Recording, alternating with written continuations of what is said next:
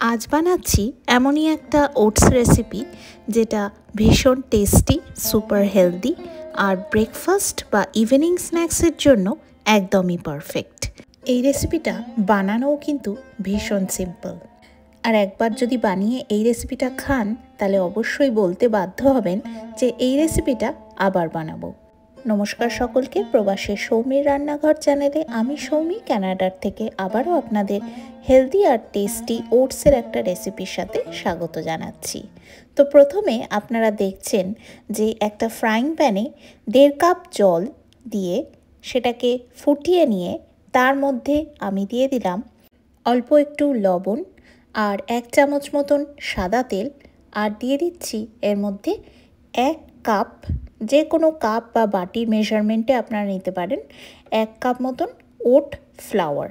আচ্ছা, এই ক্ষেত্রে বলি, যদি আপনার কাছে রেডিমেড ওট ফ্লাওয়ার না থাকে তাহলে যে রোলড ওটস এমনি পাওয়া যায় সেই রোলড ওটস ভালো করে শুকনো খোলায় নেড়ে নিয়ে তারপরে মিক্সিতে গুঁড়ো করে নিলেই কিন্তু রেডি হয়ে যাবে ওট ফ্লাওয়ার। আমি আজকে রেডিমেডটা ইউজ করলাম। আর অবশ্যই যখন গুঁড়ো করবেন তখন এটা মাথায় রাখবেন যেন ওট ফ্লাওয়ারটা খুব ফাইন পাউডার হয়।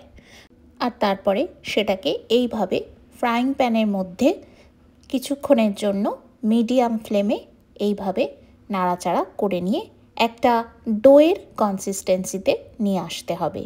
যখন এটা ফ্রাইং প্যানটা ছেড়ে দেবে তখনই বুঝতে হবে খুব সুন্দরভাবে ডোয়ের কনসিস্টেন্সি তৈরি হয়ে গেছে। আর তখন আমি একটা আলাদা পাত্রে এটা তুলে ঠান্ডা করতে দিলাম। এরপরে আরেকটা ফ্রাইং প্যানে আমি দিয়ে দিয়েছি বেশ কিছুটা সর্ষের তেল। আপনারা সাদা তেলেও বানাতে পারেন। সর্ষের তেলের উপরে আমি দিলাম কিছুটা গোটা সাদা জিরে, একটু হিঙের গুঁড়ো আর বেশ কিছুটা আদা কুচি। আর তার মধ্যে দিয়ে দিচ্ছি একটা পেঁয়াজ, এইভাবে আমি কেটে রেখেছি, সেটাও এর মধ্যে দিয়ে দিলাম। আর তারপরে এই সমস্ত উপকরণগুলিকে ভালো করে একটু নাড়াচাড়া করে নিচ্ছি। এই রেসিপিটা যেরকম সুস্বাদু সেরকমই কিন্তু স্বাস্থ্যকর। দেখবেন সন্ধেবেলা অনেক সময় খুব খিদে পায়, তখন কিন্তু আগের থাকতে যদি এই রেসিপিটা গড়ে রাখেন তাহলে খুব ভালো একটা স্ন্যাক্সের ব্যবস্থা হয়ে যায়। এরপরে আমি আগের থাকতে একটা গোটা বড় আলু সেদ্ধ করে রেখেছিলাম, সেটাই এবারে একটু ম্যাশ করে এর মধ্যে দিয়ে দিচ্ছি। আর তারপরে আমি এর মধ্যে দিচ্ছি কিছুটা হলুদ গুঁড়ো, স্বাদ মতন লবণ আর 1 চামচ মতন বাড়িতেই বানানো ভাজা জিরের গুঁড়ো। আপনারা চাইলে আরও কিছু মশলা আপনাদের পছন্দ অনুযায়ী এর মধ্যে অ্যাড করতে পারেন। তারপরে আমি এগুলোকেও খুব সুন্দরভাবে নাড়াচাড়া করে নিচ্ছি। আলু হলো এনার্জির বেস্ট একটা সোর্স। আলুতে আছে ভিটামিন সি, পটাশিয়াম আর রেজিস্ট্যান্ট স্টার্চ, যা গাট হেলথ ইমপ্রুভ করতে সাহায্য করে। এরপরে আমি এর মধ্যে দিলাম কিছু কড়াইশুঁটি। আপনারা যদি কড়াইশুঁটিটা অ্যাভয়েড করতে চান তাহলে সেটাও করতে পারেন।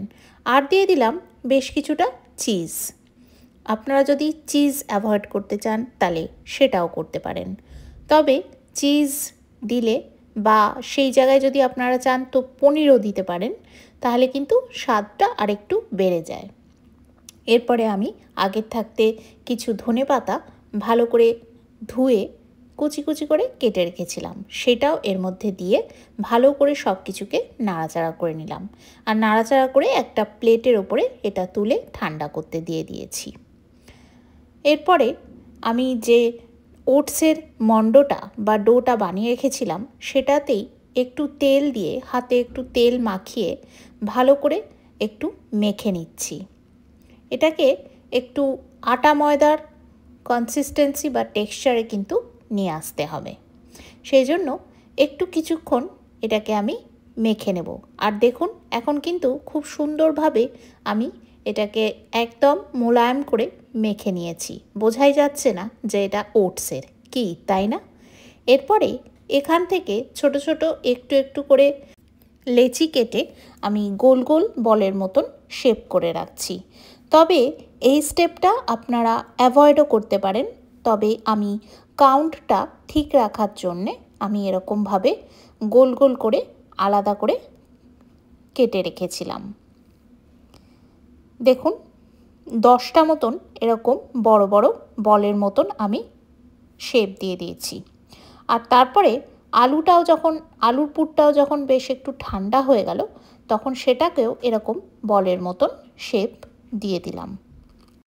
আর এই আলুর পুরের বলগুলো বানাতে বানাতে বলে দিই যে রোলড ওটসে আছে হাই ফাইবার, যা আমাদের ডাইজেশন ভালো রাখতে সাহায্য করে।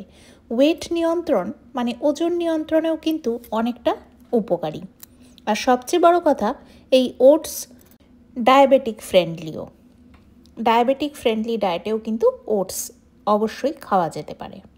এরপরে যে লেচিগুলো আমি কেটে রেখেছিলাম সেগুলো হাতে একটু তেল মাখিয়ে এইভাবে একটু চ্যাপটা করে একটু পাতলা পাতলা করে নিচ্ছি।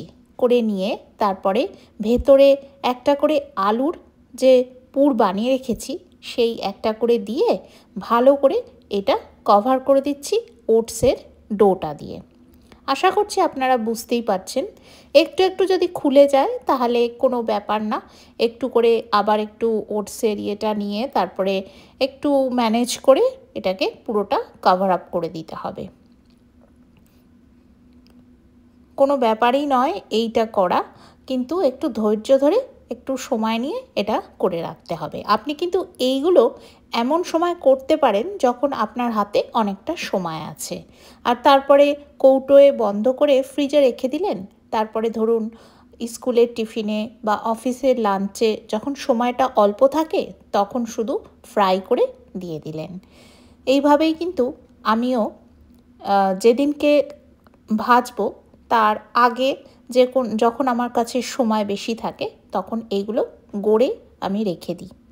তারপরে যেদিন খাওয়ার হয় সেদিনকে কিন্তু গরম গরম ভেজে ফেলি, তাহলে খুব সুবিধা হয়। কারণ একটু তো প্রসেসটা লেংদি, তো একটু তো সময় লাগেই।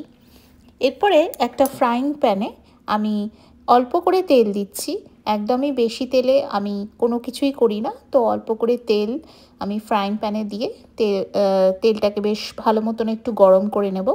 আর তার মধ্যে দিয়ে দেবো বেশ কিছুটা গোটা সর্ষে। আর তারপরে এর মধ্যে আমি দিয়ে দেবো কারি পাতা, বেশ কিছুটা কারি পাতা। আর তারপরে গড়ে রাখা এক এক করে এই টিক্কি বলতে পারি আমি, টিক্কিগুলো এর মধ্যে আমি দিয়ে দিচ্ছি। এখন কিন্তু আমার যে গ্যাসের ফ্লেমটা সেটা লো টু মিডিয়ামে আছে। আর আমি এই টিক্কিগুলোকে এপিট ওপিট করে এই লো টু মিডিয়াম ফ্লেমেই হালকা করে ফ্রাই করে নেব। এপিট ওপিট একটু গোল্ডেন ব্রাউন হলেই কিন্তু আমি টমেটো কেচাপের সাথে এগুলো গরম গরম সার্ভ করে দেব। তাহলে আজকের রেসিপিটা আশা করছি আপনাদের খুব ভালো লাগলো। আপনারাও কিন্তু অবশ্যই এই রেসিপিটা একবার ট্রাই করবেন। আর ট্রাই করে কেমন লাগলো সেটা কমেন্টে লিখতে অবশ্যই ভুলবেন না। আর আজকের রেসিপিটা দেখে যদি আপনাদের ভালো লাগে তাহলে অবশ্যই একটা লাইক দেবেন। আর যারা আজকে আমার চ্যানেলে নতুন তারা সাবস্ক্রাইব করে সঙ্গে থাকবেন চ্যানেলের। আজকের ভিডিও বন্ধু এই অবধি। আপনারা সবাই খুব ভালো থাকবেন, সুস্থ থাকবেন, সুন্দর থাকবেন, সকলকে নিয়ে খুব আনন্দে থাকবেন। আর দেখতে থাকবেন আমার চ্যানেল প্রবাসে সৌমির রান্নাঘর, যেখানে স্বাদ ও স্বাস্থ্য খুব সুন্দরভাবে মিশে যায়। Thank you very much for watching.